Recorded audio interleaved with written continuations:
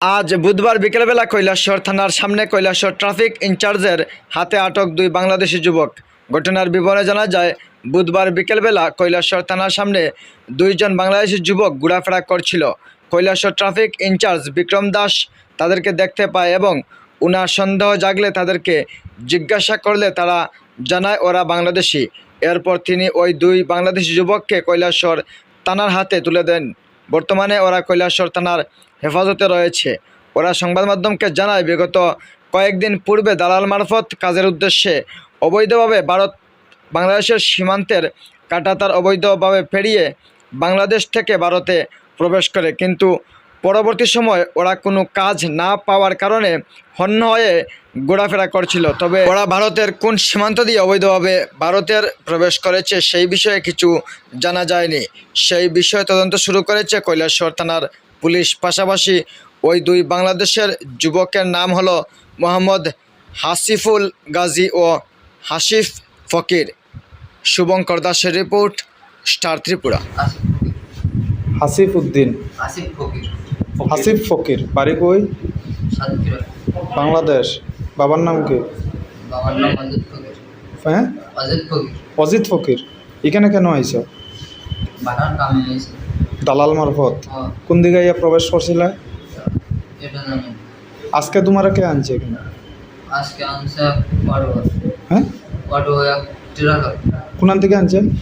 আমাদের ওই আনছে ওই যে চেকপোস্ট করে না, ওখান থেকে আমাদের আজকে সেট দিয়েছে। এখান থেকে অটো ড্রাইভারে আইনা থানার দিছে?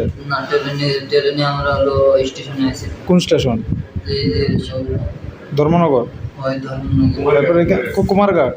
তারপর এখান থেকে ওখান থেকে আমাদের মন্ত্রী বললো কি আমাদের হলো আগরঘাটা। এখানে কে আনছে? এই নিজে আইছো?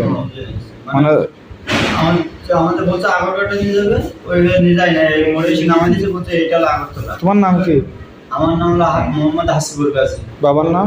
বাবার নাম মোহাম্মদ রফিকুল গাজী। বাড়ি কই? বাসা হলো গ্রামের নাম হলো মুড়ুগাছের সাগর, তালা থানা, জেলা সাতক্ষীরা, বাংলাদেশ। বাংলাদেশ। কবে আইসলা?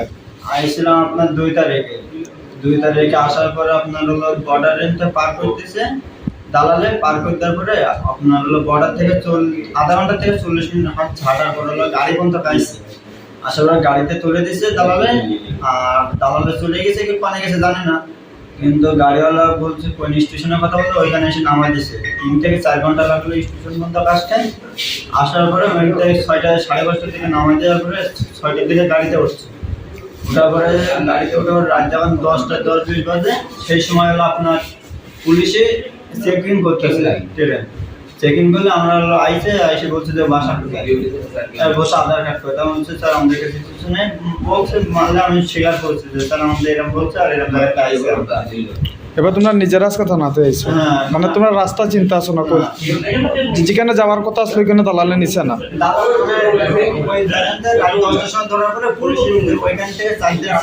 তোমরা কিটা চাইতেছো? তোমরা কি চাও? মানে কি বাংলাদেশে যেতে চাই। বাড়িতে কে কে আছে? বাড়িতে আব্বু আছে, আম্মু মারা গেছে, কিন্তু আব্বু আবার বিয়ে করছে, 2টা বোন আছে।